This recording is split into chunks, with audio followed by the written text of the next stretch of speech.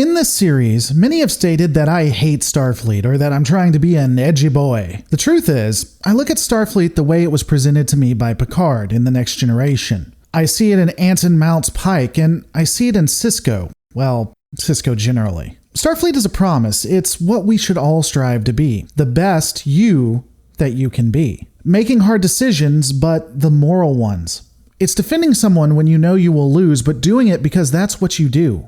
You're Starfleet. Honestly, I'm looking forward to this breakdown because I think it epitomizes what I feel Starfleet should be. Let's take a look at the first battle of Deep Space Nine.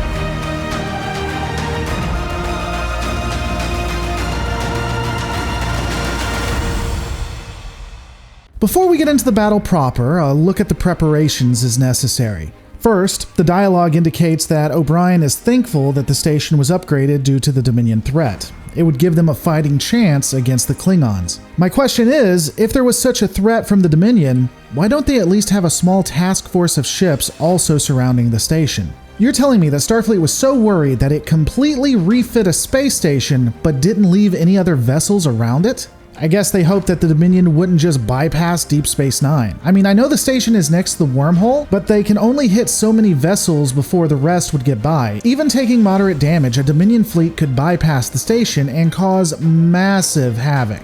And I know there are some of those who would say, well, they just couldn't afford the CGI budget, stop being so nitpicking, but there are ways you can write a task force in and not show them. Even a few lines of dialogue explaining why the defense fleet couldn't be there would make all the difference. Something like, "Sir, will we have the picket ships with us?" No, they are pulling back to the planet as a contingent of Klingon ships are engaging in a direct assault of Bajor. It's not perfect dialogue, I'll grant, but it does get the job done. Regardless, Starfleet would continue to not station vessels around one of the most critical beachheads it has. But again, it would still be considered so important that they would outfit it with Starfleet security personnel and presumably Starfleet defensive equipment. Looking at the prelude to the war, it begins with the Defiant having saved the Detapa Council, the ruling body of Cardassia, from the Klingons. Check the last episode for a breakdown of that affair. This, of course, being an act of war against the Klingons, the Defiant would be chased by Klingon vessels all the way to Deep Space Nine. Once on board the station, Sisko would order battle stations and the Klingon fleet would be set to advance. The first battle of Deep Space Nine would take a large toll on both sides. We'll break that down after this.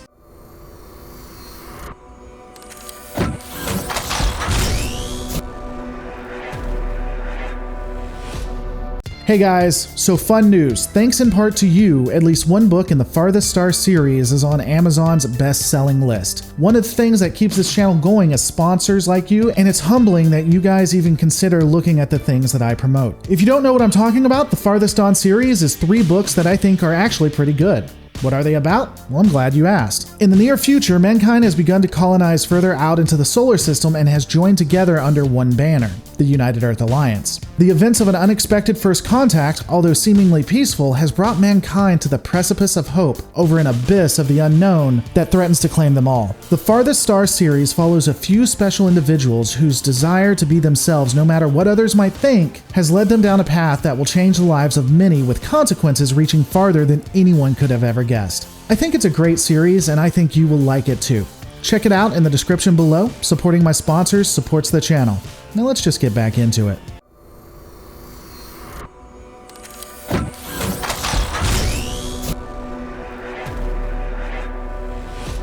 Unfortunately, we don't see the preparations for the Klingons, but we do see some for Deep Space Nine. The station is, of course, as noted, at battle stations, and remaining civilians and non-essential personnel are locked into rooms behind a reinforced door that has force fields and guards. While this seems like a good idea, if the power goes out and the doors can't be opened, it would make it pretty hard to get to escape pods.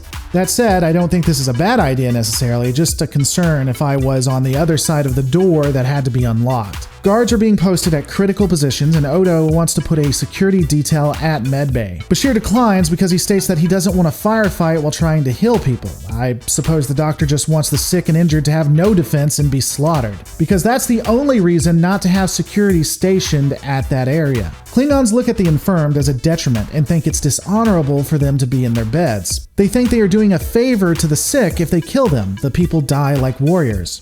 Also, medbay is critical to winning this battle. If you don't have medical personnel, you're going to likely lose the battle overall. But at least he seems like a true hero in the clip that he says it. I mean, screw impacts to the rest of the crew, am I right? Interestingly, the defense of the Tatapa Council would involve at least 2 security officers, because that's how important I guess Starfleet treats them, Garrick and Ducat. I guess that the room that the council is in somehow prevents transporters from working, or perhaps they are using scramblers. Later, it would seem like the Klingons have to go through a hallway just to get to them, so I guess they're protected. I do wonder why this technology or bulkhead reinforcement isn't used in operations, medbays, or other critical areas. I guess we'll never know. Plot armor is funny that way. Speaking of operations, personal handheld weapons are being distributed, and during this time, the head ship of the Klingon Defense Force, the Negvar, hails the station. The conversation is brief. Sisko tells Martok, not knowing he's a changeling infiltrator, that the Tatapa Council has been tested and are not changelings. It's actually Galron that steps up from behind him, stating it doesn't matter, that the Alpha Quadrant would be safer if the Cardassians were removed. This is where the Klingons firmly become the bad guys. There is no reason to push into Cardassia if you don't believe the Founders have co-opted them. And if you want to have a bulkhead between the Alpha Quadrant and the Dominion, then why don't you attack Bajor? I get that it would be an attack on Starfleet, but we know how the Federation will operate. The Klingons take Bajor, and the Federation Council will probably be years before they have a resolution or move to take it back. And it's not like, they aren't about to attack Starfleet right now, and guess what the Federation does? Jack all about it in the future. But back to the battle specifically, Sisko warns that they have prepared and the station has 5,000 photon torpedoes. Galron does pause at this, but Martok says that it's a trick. This is a fun piece of continuity. Martok states that the crew of DS9 are projecting Thoron fields and Duranium shadows. This is a callback when they actually did that to try to trick the Cardassians. Didn't work out well for Starfleet in that instance either. Galron then speaks in Klingon, and apparently the universal translators know when it would be more impactful for the story for them not to translate, since, assumedly, everyone is speaking their own language anyway. Unless you're telling me the Klingon Empire speaks Federation Standard, which is apparently English, but anyway. Galron states that it is a good day to die, and now we're off to the races.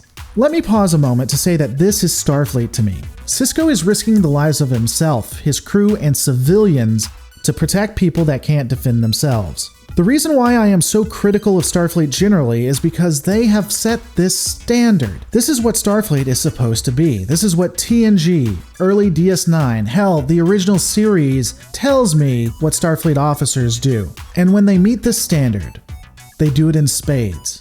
This battle is one of the most heroic actions of Starfleet in my opinion. Not because it's Sisko or DS9, but because it's what Starfleet is. This is the promise that Anson Mount's Pike talks about. So I'll briefly be going over the fleet strengths. However, I won't be doing a complete analysis of each individual ship like I've done in previous iterations. I will include the links to the individual ship breakdowns as well as my complete Star Trek ship breakdown playlist in the links below. If you want a complete overview of any of the bases mentioned or ships, take a look there. Starfleet and Bajoran assets include the upgraded Deep Space Nine, Cardassian Nor type. The base can hold anywhere from 300 to 2,000 officers. It was completely crewed and had both Bajoran and security personnel that we know of. In theory, they would also have a Defiant-class starship that had received moderate to critical damage before this battle. We can't be sure if the Defiant was used or not. We know that it docked before the battle, but looking at the battle footage, the Defiant class is not seen, docked or otherwise. It is possible that due to the extent of what had happened to it, the vessel was not able to fight. It could also be we don't see it because it was in the midst of combat. Given that there was no dialogue about the updates of the Defiant in the battle, it's probably a safe bet that the ship was down due to repairs. Starfleet reinforcements that were on the way consist of a Galaxy class, 2 Excelsior class, 1 Miranda class, and 2 other of unknown type. The Klingons would field at least 52 ships. This includes a Negvar class, 6 Vorcha, 11 Katinga class, and 34 Birds of Prey.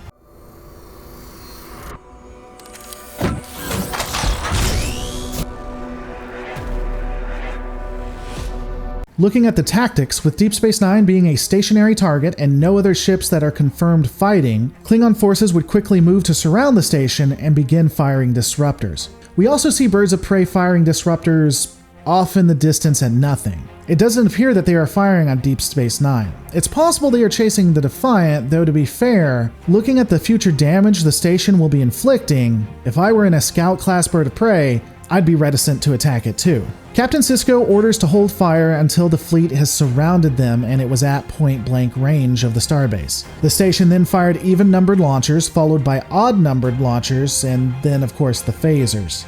8 ships, or 15% of the known Klingon fleet, would be destroyed in the first volley. Sisko attempts to contact Gowron, who would ignore his communications. With the Klingons not responding to Hells, the station begins firing at will. A further 3 more ships, at least 2 of them cruisers, would be destroyed. This would mean the station has destroyed at least 21% of known Klingon assets, and those assets have yet to have any substantial damage to Deep Space Nine. Sustaining such heavy casualties would force the Negvar and at least 2 Vorcha-class vessels to target DS9's shield generators, bringing 2 down. This would allow the Klingons to bring boarding parties onto Deep Space Nine. Though a quick note here, if the Klingons were boarding, why didn't DS9 begin targeting ships that had their shields down? While ops would be overrun true, the systems were automatically targeting the fleet. Additionally, neither side decided to start beaming on photon torpedoes or even weapons that would simply take out the crew. Regardless, as we discussed, Klingons began beaming aboard ops in other areas. This being Starfleet, there would be no guards prepared for such an eventuality, requiring the bridge crew to fight the Klingons off themselves. The battle for ops would be brutal, with over a dozen Klingons beaming aboard. The bridge crew would fire on the Klingons before they could even react. Klingon tactics would be so bad that they would be stupid enough to beam in the exact same spot, and the exact same 2 Klingons that looked exactly alike would be hit. Which is crazy when you think about it. I mean, it was done in such a way that it seems like that these were the exact same Klingons that got fired on twice. So did a ship have only twins and they decided to send both twins at different times, and then the Starfleet Federation crew decided to fire on those twins? But regardless of the stories of the twin Klingon ship we'll never know of, ops would ultimately be secured with 23 Klingons subdued. Though, I now have to agree with the Klingon who was caught in the Tarsus trial. Apparently, Klingon blood is made of water, given that some of the Klingons are taken out simply by being kicked. And some of them would even take notes from the guards who were protecting Snoke, not fighting until the heroes are ready, staying back when they're watching a fight happen because that just wouldn't be sporting. We don't see all of the battle on the rest of the station, but we do know that the Klingons attacked the Promenade, Habitat Ring, and Lower Pylon 3. Which makes a lot more sense than main engineering, weapons control, and other vital areas. Logic. It does appear that the battle happens on both levels of the Promenade, with Bajoran and Starfleet forces holding the Klingons at bay. We see the previous Starfleet officers dead, and now just Dukat and Garrick holding the line as Klingons run through a hallway to try to get to the Tatapa Council. After ops is secured and the Klingons contained, the shields are restored. More Klingon reinforcements are coming, but sensors detect that the Federation task force is only 15 minutes away and closer than the Klingon reinforcements. While Gowron does try to intimidate Sisko, Sisko points out that the shields can hold for an additional 15 minutes, even though technically they dropped in the first 4 of the battle when it began, but we'll ignore that. And that the Starfleet reinforcements will arrive sooner, as I've noted. Worf also speaks up and states the proverb given by Kahless, verbatim Worf states, "Destroying an empire to win a war is no victory." And Gowron ends it with, "And ending a battle to save an empire is no defeat." Personally, I want to know what the hell kind of situation was Kahless in. This is oddly specific, almost as if written for this situation. The changeling Martok would try to convince Gowron to push the fight, which again makes sense, but Gowron pulls back anyway, stating that the Federation and Klingons would no longer be allies and the Klingons won't forget what happened here. Now, a few people have been puzzled at why the Klingons would back off. At the moment, the Klingon Defense Force still has around 47 vessels against the weakened Nor-type station, and Starfleet would only field 6 more vessels when the reinforcements got there. However, the first counter to that is that even if Gowron expected to win this battle, he knew he would lose a war with the Dominion if he continued on. Additionally, while I make no secret that I think the Galaxy class is far weaker than it should be, that doesn't mean that it still can't be a beast. We also know that Starfleet had started retrofitting its fleet, so it's very likely this was closer to a Dominion War variant Galaxy class than a TNG era one. Also, in yesterday's Enterprise, that Galaxy class can take on 3 bird of prey cruisers on its own, and that's when it's pulling its punches. Excelsior and Miranda-class vessels aren't exactly pushovers either, even if we see Mirandas destroyed in spades in the Dominion War. Deep Space Nine reduced the fleet by 21%, even with it damaged, and a 5-to-1 advantage. The Klingon fleet would take massive casualties before they are able to defeat Starfleet and Bajoran assets. And now, they wouldn't just be dealing with a stationary object, but actual vessels that could move. Not even looking at the potential of the Dominion, this isn't a battle I think the Klingons wanted to fight if they wanted to continue to operate in that part of the Alpha Quadrant. As noted, Gowron would move his forces off and the Starfleet Task Force would move in. And I'm sure from now on, there would always be more than just the Defiant stationed at Deep Space Nine, Starfleet realizing how vulnerable this strategic location is. As noted, the Klingons would reinforce their troops in areas previously owned by the Cardassians, but stop forward advancement into the territory for now. After this battle, it would be only the start of the problems for the Alpha Quadrant. Stay tuned as we see how the Dominion all but destroys them before one Jem'Hadar ever set foot on Cardassian territory.